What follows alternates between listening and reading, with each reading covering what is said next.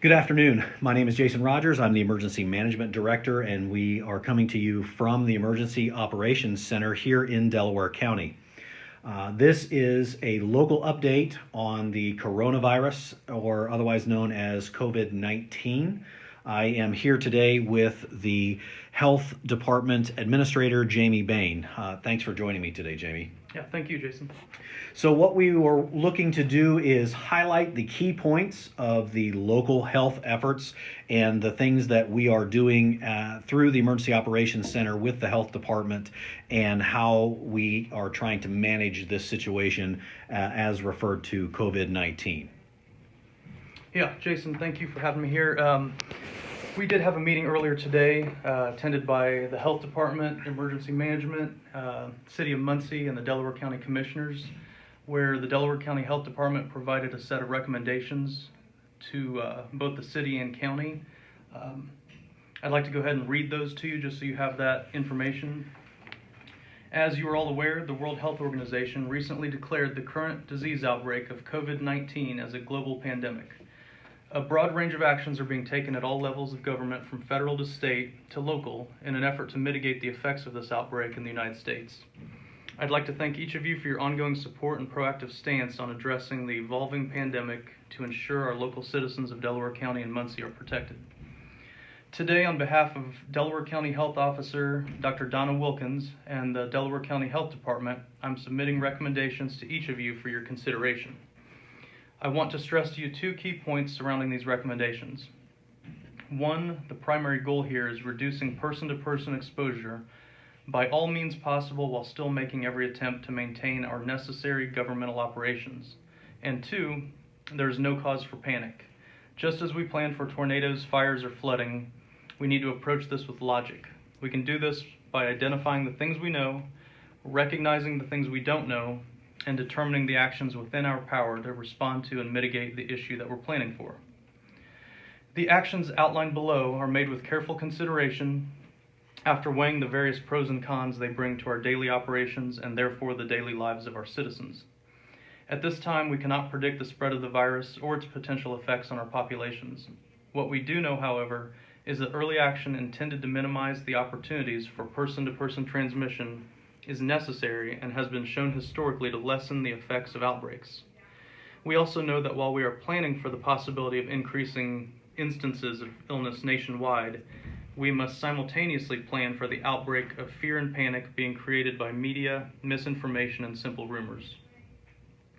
The DCHD would like to request the following of both the Delaware County Commissioners and the City of Muncie, with each aspect being made effective as soon as possible and in place through March 31st, 2020 at the earliest. 1. Conduct review of all departments and offices and the functions occurring within them. Assign these functions to categories such as essential versus non-essential. Restrict all public access to your respective buildings for anything deemed non-essential. 2. Review work assignments and the daily tasks of all respective employees. Identify ways to alter these assignments to minimize or eliminate direct or close contact with members of the public.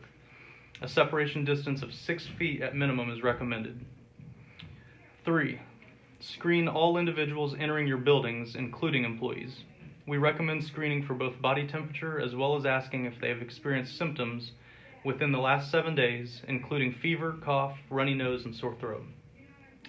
We recommend no one be allowed access if determined to have a temperature of 100.4 degrees Fahrenheit or higher, or if they acknowledge experiencing any of the previously listed symptoms within the past 7 days. Employees should be restricted from returning to work until they are found to be no less than 24 hours fever-free. We further recommend each instance of excluding an employee be reviewed individually to determine whether additional exclusion time from work might be warranted. Examples of this might include contact with an infected individual or having recently traveled to an area of concern. If an employee is determined to have a fever combined with any risk factors of concern being discovered, we recommend a 14-day period of exclusion from work with daily temperatures being monitored and reported. 4. Citizens being excluded from accessing public buildings due to fever or symptoms should be provided the recommendation to contact their physician if they feel ill as well as a recommendation of self-isolating themselves at home in order to reduce the risk of spread to others. 5, additional recommendations may be provided as the situation progresses. So that you bring up some good things. Let's talk about pandemic first.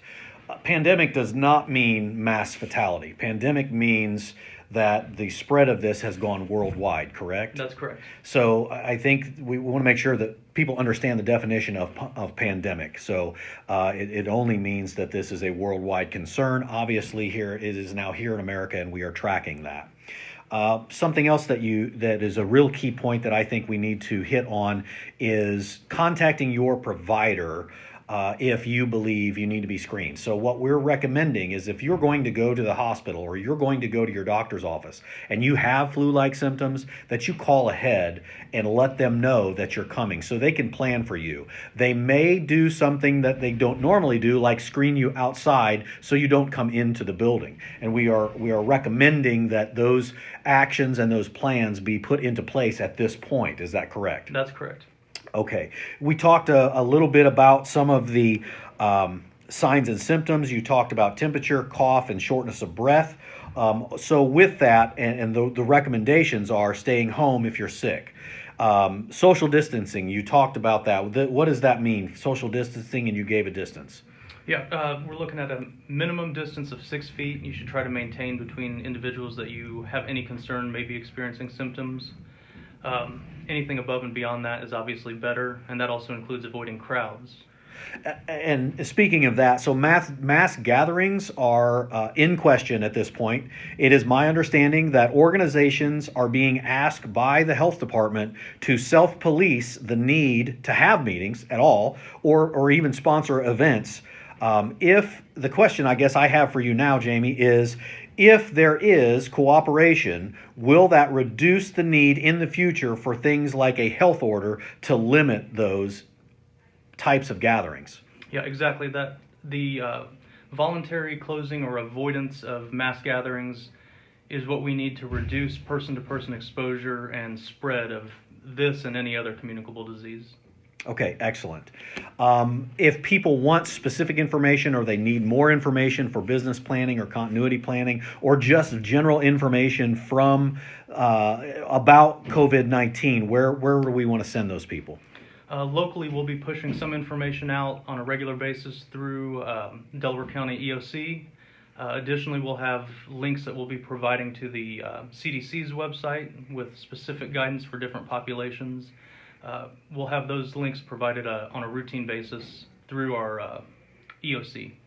And I think, too, one thing that everybody needs to be aware of if they are not already is you can use a virtual, IU has a virtual clinic that you can use to be screened using an app on your smartphone or your computer if you think that you may have the virus. And you can actually see a medical provider virtually over your phone or computer to be screened prior to going to a physician or a doctor's office. So we are encouraging you, if you do have flu-like symptoms, to also use that virtual clinic to see if you fit that criteria for the COVID-19. We anticipate several more local updates on the efforts from the local health department, correct? Correct. And then I think you and I are shooting for the next update tomorrow at 4 p.m. to be released. Yes. So with that, we will end today's initial update at the Delaware County Emergency Operations Center from the Delaware County Health Administrator, Jamie Bain. Jamie, thank you for sitting down with us and preparing this information today. If we have anything more pressing, we will push that information out immediately. Yeah. Thank you, Jason. All right. Thank you.